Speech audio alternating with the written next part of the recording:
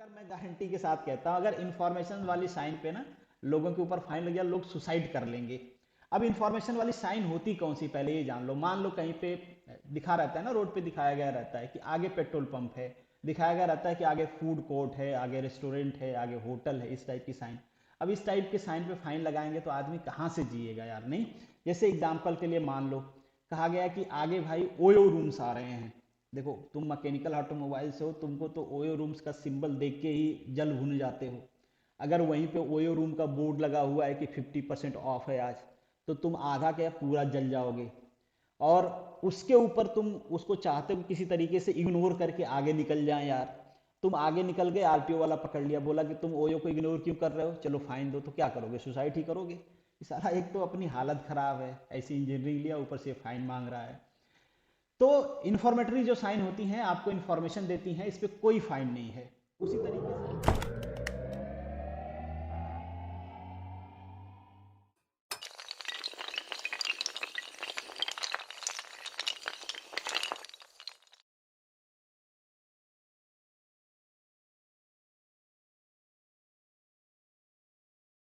Dear aspirant बनू academy में आप सभी लोगों का स्वागत है। और आज हमारा डिस्कशन होने वाला है राजस्थान के मोटर व्हीकल सब इंस्पेक्टर के सिलेबस के ऊपर। आप में से काफ़ी सारे स्टूडेंट्स पूछ रहे थे, हालांकि सिलेबस आए बहुत टाइम हो गया, आपने काफ़ी कुछ पढ़ लिया होगा।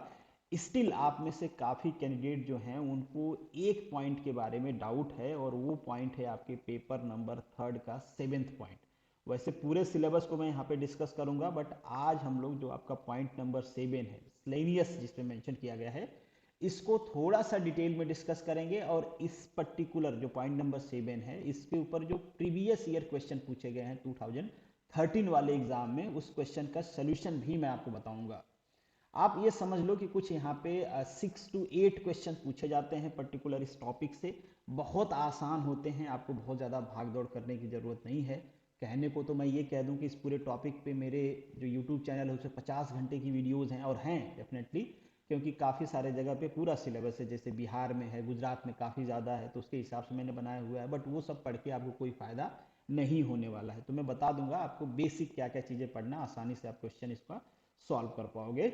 बट स्टार्ट हम लोग शुरू से कर लेते हैं ना, थोड़ा थोड़ा डिस्कशन सबके बारे में कर लेते हैं। वैसे तो आप लोग पढ़ रहे होंगे, पहले भी जब मैंने आपके एडवर्टीजमेंट का वीडियो बनाया था तो वहाँ पे भी मेंशन किया था कि यहाँ पे जो आपका ये वाला पोर्शन है, केवल आप लोग यूट्यूब के चक्कर में मत पड़ जाना। किसी का भी चैनल हो, यूट्यूब से भैया जल्दी ज्ञान मिल जाता है, बट उस ज्ञान की ड्यूरेबिलिटी बहुत ज़्यादा नहीं होती है। जब तक उन चीज़ों को आप बुक से नहीं पढ़ोगे वो बहुत जल्दी भूल जाएगा। जितना जल्दी आप सीखोगे उतना ही जल्दी भूलोगे। तो कोशिश करिए कि आप टेक्स्ट बुक या फिर गाइड जो भी आप प्रीफर करते हैं वो पढ़ें। ज़्यादा अच्छा होगा कि आप गाइड पढ़ें। हालांकि आजकल जो पब्लिशर हैं वो भी बहुत तेज हो गए हैं। क्या करते हैं, पुरानी बुक का कवर चेंज करके उस पर motor vehicle inspector Rajasthan 2021 two लिख के फटाफट मार्केट में उतार देते हैं। बट उसमें हमारा कोई हाथ नहीं है, हम और आप उसमें कुछ नहीं कर सकते हैं। वही अवेलेबल है मार्केट में, तो वही आपको पढ़ना पड़ेगा। कोशिश बस ये करना है कि जिसमें प्रीवियस ईयर क्वेश्चंस के सोल्यूशन दिए गए हैं, भले वो दूसरे एग्जाम्स के हों, बट जो यहाँ पे जीके जीएस दिया हुआ है, जो हिंदी इंग्लिश दिया गया है, जो भी बुक परचेज करे उसमें प्रीवियस ईयर के सोल्यूशन अगर हों, भले ही वो दूसरे एग्जाम में पूछे गए क्वेश्चंस हों, बट उससे कोई फर्क नहीं पड़ता। सिलेबस यही है, क्वेश्चन का लेवल, क्वेश्चन का टाइप वही रहता है। तो आप देख लें कि प्रीवियस ईयर के क्वेश्चंस हों तो ज़्यादा अच्छे, उस बुक को परचेज करें, एक बार शॉप पे जाके पढ़ लें, देख लें कि किसकी लैंग्वेज आपको ज़्यादा कंफर्टेबल लग रही है, किस में ज़्यादा फ्लो चार्ट बना के समझाया हुआ है, किस में सीक्वेंस अच्छा दिया गया है, वो वाली बुक आप परचेज कर लें। हालांकि इससे पहले वाले वीडियो में मैंने रिकमेंडेशन भी दिया था कई सारे पब्लिशर्स के, फिर से दोबारा उसी कहानी पे नहीं जाते हैं।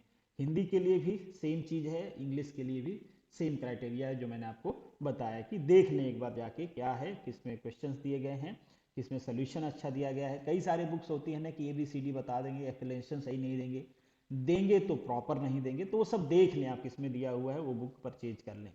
बाकी जो आपका पेपर 3 है, इसका ये वाला जो पोर्शन है, इसके लिए मैं कहूँगा एक YCT की बुक आती है जिसमें प्रीवियस ईयर के क्वेश्चन दिए गए हैं। वो हिंदी में भी आती है, इंग्लिश में भी आती है, तो आप जिसमें कंफर्टेबल हो खरीद सकते हैं। हालांकि जब मैं टेलीग्राम की बातें करता हूं तो मेरे चैनल पे स्ट्राइक भी आ जाता है। बट कई सारे जगह मेरे चैनल पे आपको नहीं मिलेगा, मेरे टेलीग्राम चैनल पे, बट कई सारे टेलीग्राम चैनल हैं जहां पे उसकी PDF अवेलेबल है, वहां से आप ले सकते हो। ठीक है, तो वो भी आपको शायद ना खरीदना पड़े, ढूंढ लेना, आपको मिल जाएगी पीडीएफ बहुत सारे जगह पे फ्लोट करता हुआ। मेरे पे कोशिश मत करना, मेरे पे नहीं मिलेगी, मैंने डिलीट कर दिया क्योंकि मेरे पे कॉपीराइट स्ट्राइक आ चुका है पहले भी। इंटरनल कंबशन इंजन है और उसकी परफॉर्मेंस, आप पॉइंट 2 से लेके जो भी आपका पॉइंट 6 है ना, ये सारा सिलेबस मैंने कराया हुआ है। इसके लिए एक वीडियो है मेरी 17 आवर की, उसकी पीडीएफ भी मैं आप लोगों को दे रहा हूं। तो टेलीग्राम पे उसकी पीडीएफ है, आज फिर से मैंने शेयर किया हुआ है, पहले भी शेयर किया हुआ है। आपको जाना है फाइल में, ऑटोमोबाइल लिखना है, 900 पेज की पीडीएफ, बट घबराना नहीं है 900 पेज देख के, वो पीपीटी को पीडीएफ में कन्वर्ट किया हुआ है इसलिए ज़्यादा हो गया है। बाकी पेज पे मटेरियल कम ही मिलेगा, आसानी से आप पढ़ पाओगे। नहीं समझ में आए, मैंने वीडियो भी मैराथन क्लास डाल रखी है, वो देख लेना। आईसी इंजन पे मैराथन क्लास डाल रखी है, वो देख लेना। ऑटोमोबाइल के एमसीक्यू प्रैक्टिस पे डाल रखी है, वो देख लेना। थियरी प्लस एमसीक्यू पे डाल रखी है, वो देख लेना। Total marathon class I think so 25 hour to 30 hour का होगा, 2-3 दिन में आप निपटा दोगे। तो एक आपको बैकग्राउंड बन जाएगा, किस टाइप के क्वेश्चन पूछे जाते हैं, क्या सोल्यूशन है, डिटेल एक्सप्लेनेशन है, तो आपकी थियरी भी कवर हो जाएगी। अब आते हैं अपने मेन पॉइंट पे जिसके बारे में आप लोग पूछ रहे हो। इसका भी मटेरियल जैसे मैंने आपको कहा बहुत ज़्यादा अवेलेबल है, बट उन सब चक्कर में आपको नहीं पढ़ना है, नहीं मैं आपको एडवाइस करूंगा कि वो सब आप पढ़ो। क्या पढ़ना है पहले ये बता देता हूँ, फिर दिखाता हूँ क्वेश्चन कैसा पूछा गया है।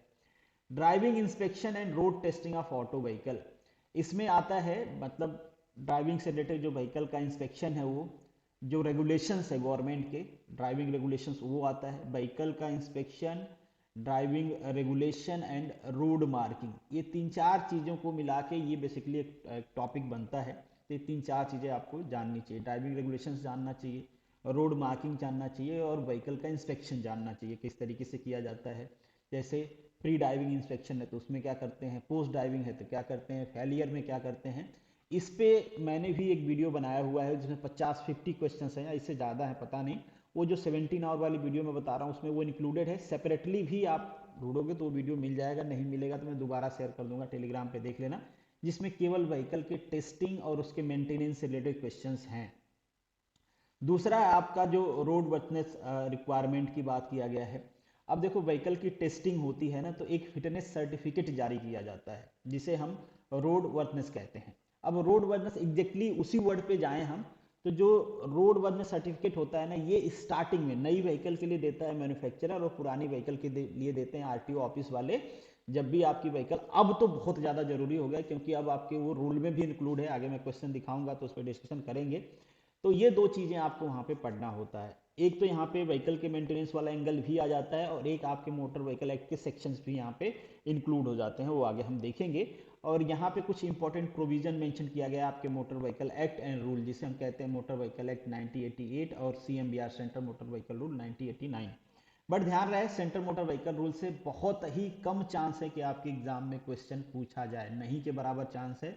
फिर भी आपके पास टाइम हो तो आप पढ़ सकते हो, मैंने भी वीडियोस कराए हुए हैं, बट मैं आपको रिकमेंड करूंगा ना पढ़ें, टाइम वेस्ट ना करें, बाकी दूसरे में पढ़ें।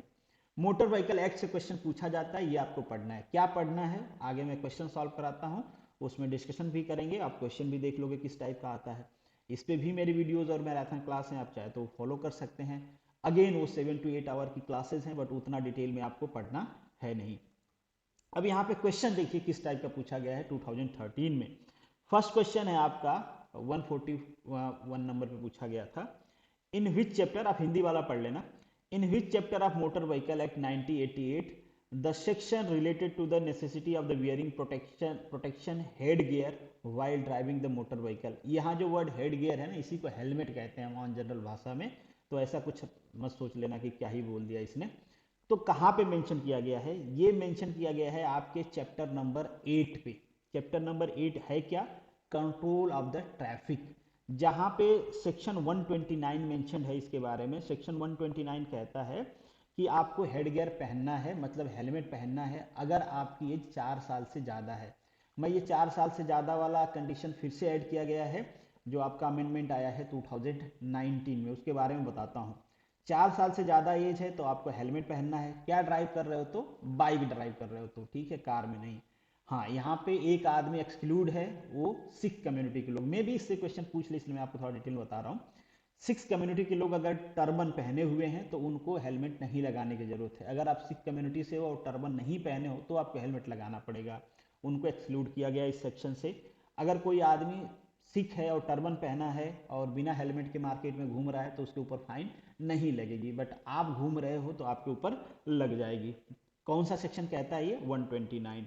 अब 4 साल से कम बच्चे को लोग लोग लेके बाइक पे घूमते हैं, उसके लिए क्या प्रोविजन है? तो इसके पहले कोई प्रोविजन नहीं था, बट इसी साल सरकार ने 2021 में, हालांकि अब 2022 चल रहा है, बट उन्होंने 2021 में एक जनरल स्टैट्यूटरी रूल लेके आए हैं जिसमें ये कहा गया है कि अगर आपका बच्चा 0 से 4 साल का है तो आप उसको आगे नहीं बिठा सकते, अपने जहाँ पे लोग बैठे रहते हैं ना टंकी पे बच्चे को बिठा लेते हैं, वहाँ नहीं बिठा सकते हो।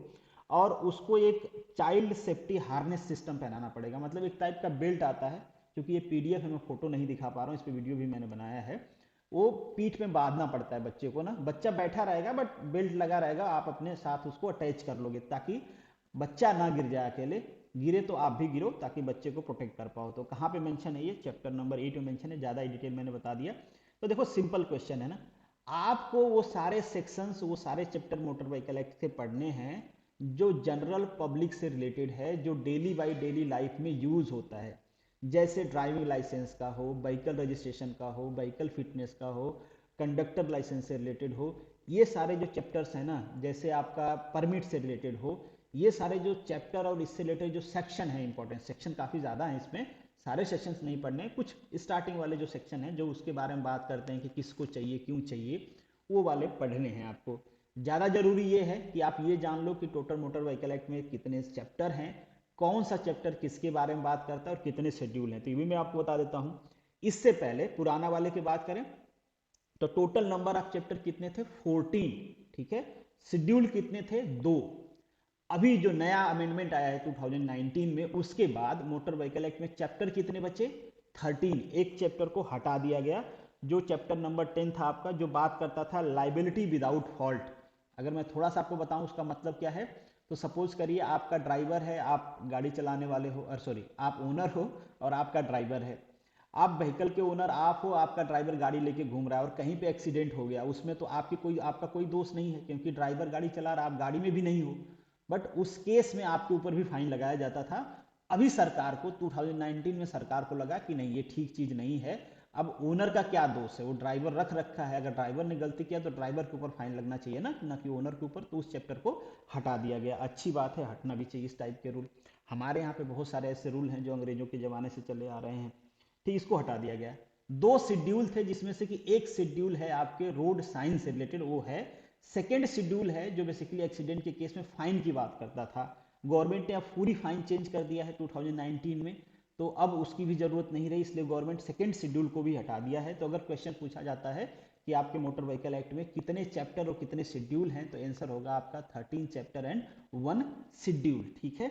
कई बार जो क्वेश्चन पूछने वाले हैं शायद उनको भी नहीं पता रहता है, तो वो गलती कर देते हैं, तो वो करेक्शन होता है। जैसे महाराष्ट्र में पूछा गया था, उनको खुद को पता नहीं था कि जो टेम्पररी परमिट होती है उसकी जो वैलिडिटी है एक्सटेंड करके 60 मंथ कर दिया गया है, तो उन्होंने 1 मंथ को सही किया था। बाद में बच्चों ने मुझसे जो गवर्नमेंट की जीआर की कॉपी है मांगी, मैंने भेजा, फिर जाके उस क्वेश्चन को मॉडिफाई किया गया। तो इस टाइप की गलतियां होती हैं, बट आप लोगों को उनका टेंशन नहीं लेना, वो बदल देंगे अगर गलत रहेगा तो।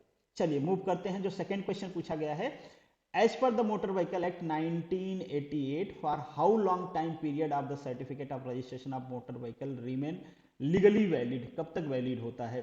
तो इसमें भी 2 चीजें हैं, ध्यान से सुनना।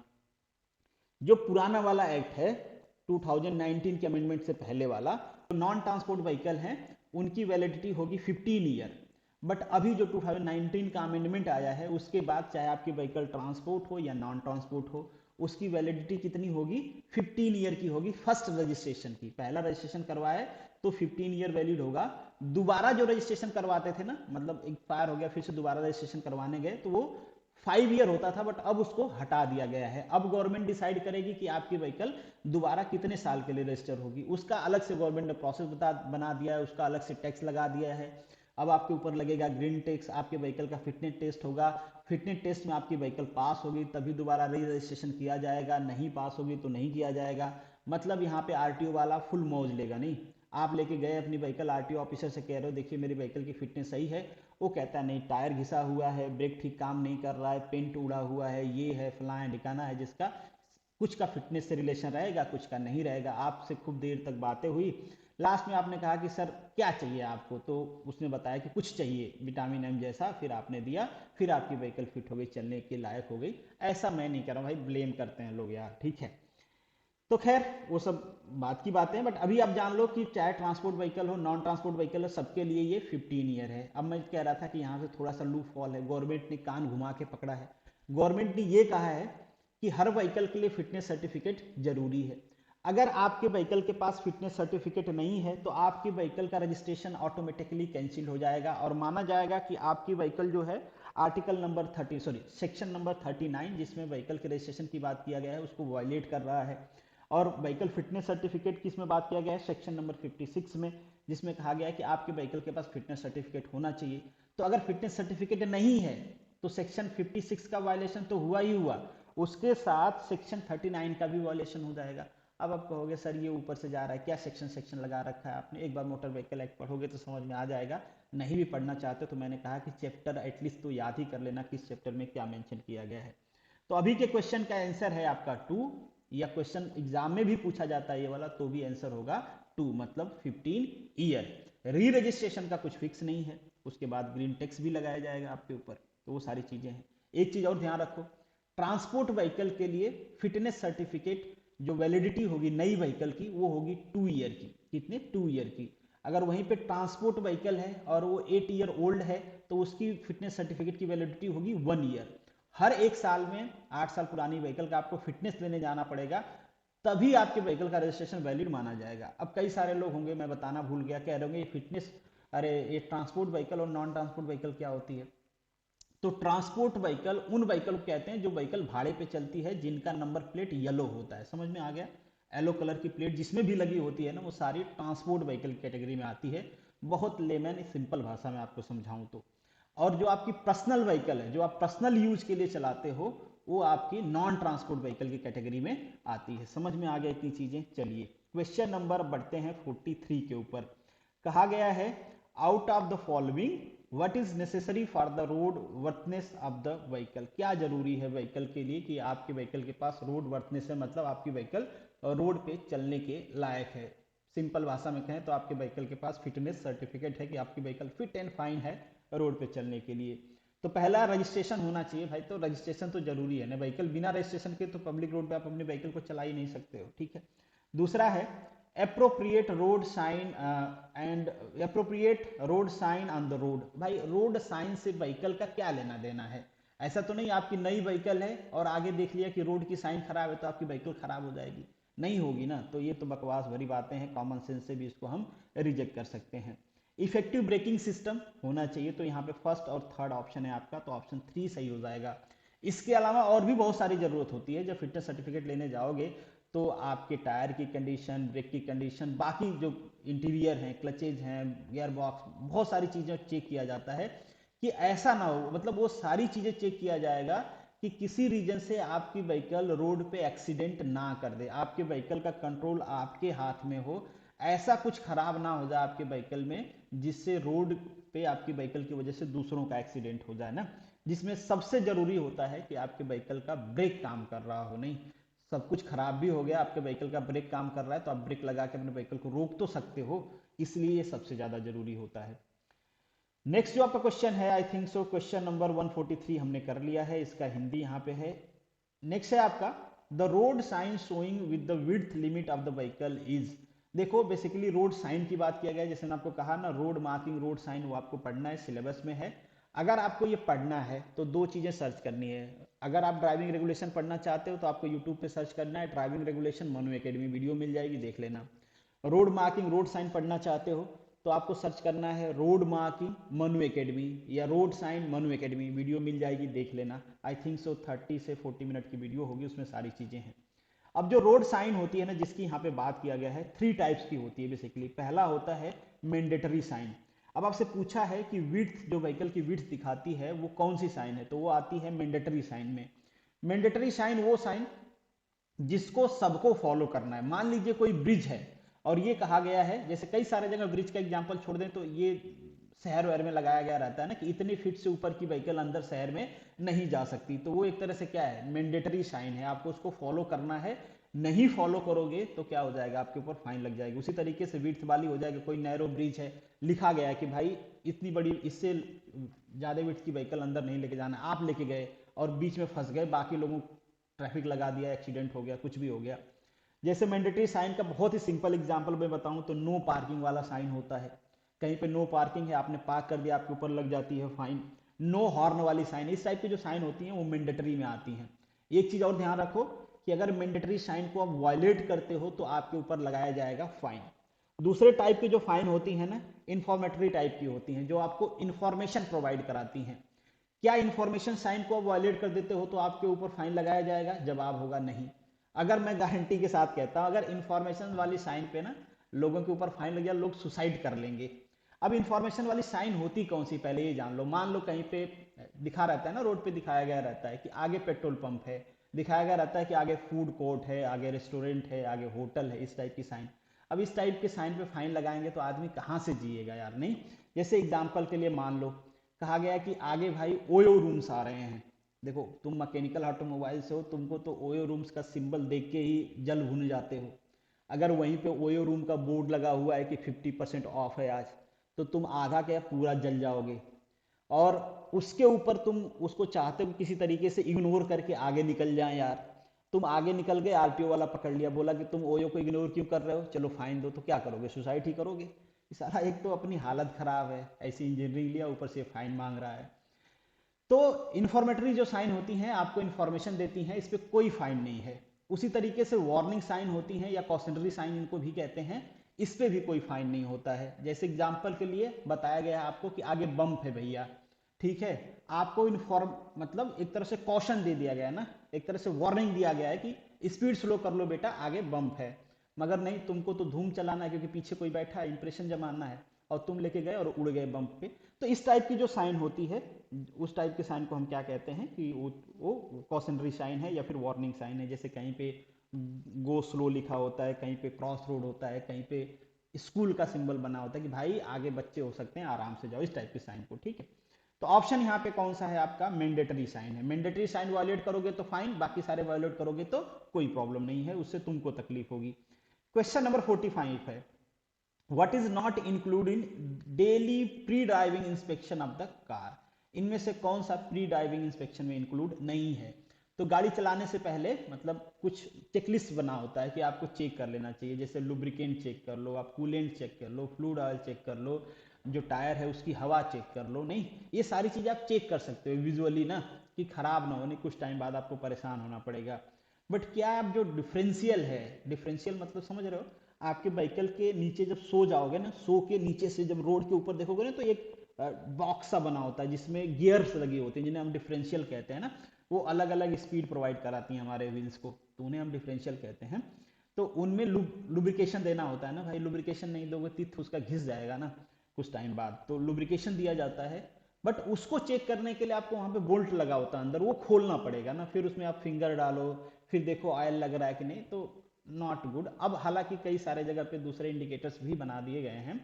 खैर ये प्री मतलब डेली चेक में नहीं आता है, क्योंकि थोड़ा डिफिकल्ट है चेक करना ना। डेली चेक में वो आता है जिसको आप आसानी से चेक कर सकते हो, आपको उसके लिए मतलब ज्ञान की, बहुत ज़्यादा ज्ञान की जरूरत नहीं हो, या फिर मेहनत करने की जरूरत नहीं है, और कुछ खोलने की जरूरत नहीं। पता चले कि आप कोई कंपोनेंट खोल दिए फिर तो उसको लगाना ही नहीं जानते हो, लो अलग ही मैटर हो गया। पहले तो गाड़ी ठीक थी, तुमने खोल के चेक किया, उसके बाद खराब कर दिया गाड़ी को। चलिए क्वेश्चन नंबर 146 है, the motor vehicle act 1988, registration of motor vehicle in which of the chapter.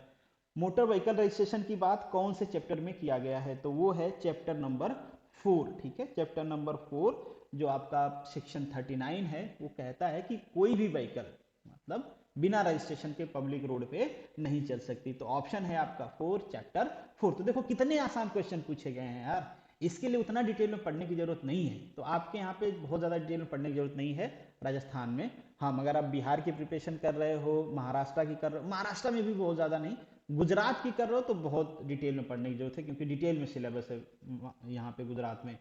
Next है आपका the 5th chapter of motor vehicle act. 5th chapter में क्या मेंशन किया गया है भाई, तो 5th चैप्टर में मेंशन किया गया है कंट्रोल ऑफ ट्रांसपोर्ट व्हीकल। मैंने आपको पहले बता दिया transport vehicle non transport vehicle में डिफरेंस क्या होता है।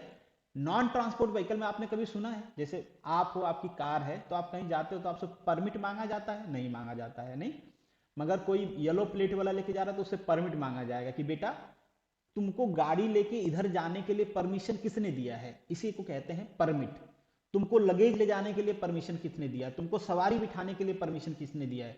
आपने देखा होगा कि कभी कभी पुलिस वाले या आरटीओ वाले पकड़ लेते हैं, आप प्राइवेट व्हीकल में सवारी बिठा के लेके जाते हैं, कई सारे लोग लेके जाते हैं, तो क्या कहते हैं आपसे कि भैया मैं बैठा तो ले रहा हूँ आपको, मगर जब आरटीओ वाला पूछे ना तो आप कह देना कि आप मेरे घर के ही हो, ठीक है, आप मेरे रिलेटिव हो, हम लोग घूमने जा रहे हैं, ऐसे बोल देना। वो क्यों कहता है, क्योंकि उसके पास परमिशन नहीं है सवारी ढोने की, फिर भी वो पर्सनल व्हीकल लेके सवारी ढो रहा है। तो आप कहोगे उससे सरकार का नुकसान क्या है? बेटा नुकसान है ना टैक्स का, क्योंकि आप जब परमिट लेने जाओगे तो सरकार को आप टैक्स दोगे, क्योंकि आप एक कॉमर्शियल काम कर रहे हो जिससे आप अर्निंग कर रहे हो। जब आप कुछ कमा रहे हो रोड पे व्हीकल चला के, तो सरकार का भी कुछ हिस्सा बनता है ना। रोड आपके वजह से डेली आप 10 चक्कर लगा रहे हो गाड़ी से, तो रोड तो खराब कर ही रहे हो ना, पोल्यूशन फैला रहे हो, तो सरकार तुमसे पैसा नहीं लेगी, टैक्स लेगी, ठीक है। तो उसे कहते हैं हम परमिट, तो वो देना होता है। तो वो किस में मेंशन है? आपके आपके मेंशन है चैप्टर नंबर 5 में। चैप्टर नंबर 5 में क्या मेंशन किया गया है? That is control of the transport vehicle, option second is correct, ठीक है।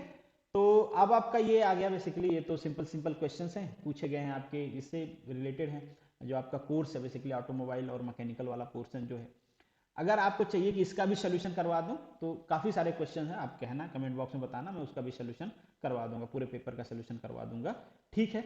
बाकी जो मैंने आपको प्ले वो बताया, वीडियोस बताए हैं, वो वीडियो आपको लास्ट में मिल जाएगी। अगर यहाँ तक आप आए हो तो आप डिजर्व करते हो, वो देखिए। अगर आपको कोई पीडीएफ नहीं मिलती है तो आप मुझे पर्सनल मैसेज करिए टेलीग्राम पे, इंस्टाग्राम पे, मैं कोशिश करूंगा कि आपको प्रोवाइड करवा दूं।